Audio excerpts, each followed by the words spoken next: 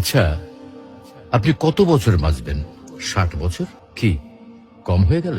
আচ্ছা, বড় জোর 70, না হয় 75 বছর। আর যদি খুব লাকি হন তাহলে 80 অথবা তার একটু বেশি। টিক টিক করে কিন্তু সেকেন্ড সময় চলে যাচ্ছে, আর টুক করে হাতে জমে থাকা সব সেকেন্ড শেষ হয়ে যাবে একদিন। একজন মানুষের কাছে যখন কয়েকশো কোটি টাকা থাকে তখন তাকে টাকার বিলাসিতা মানায়। যার কাছে কয়েকশো টাকা আছে তাকে কিন্তু টাকার বিলাসিতা মানায় না। আপনার আয়ু যদি কয়েক হাজার বছর হতো তাহলেই সময়ের বিলাসিতা আপনাকে মানাতো। এত অল্প আয়ুতে মন খারাপ, কষ্ট, পচা ব্যাপার স্যাপার গুলোতে সময় নষ্ট সুযোগ কই? তার চেয়ে বরং ফ্যামিলিকে সময় দিন, ভালো বই পড়ুন, টুক করে বেরিয়ে আসুন চমৎকার কোনো জায়গা থেকে। রাত জেগে আকাশ দেখুন, ভোরের সূর্যোদয় দেখুন, সন্ধ্যায় পাখিরা কিভাবে ঘরে ফেরে সেটা দেখুন, নদীর ঢেউ অনুভব করুন।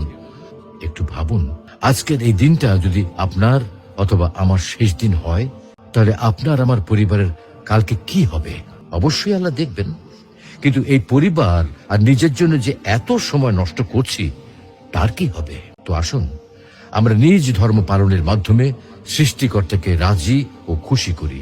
হয়তোবা আজকের দিনটাতে সফল না হলেও পরকালীন জীবন সফল হতে পারে।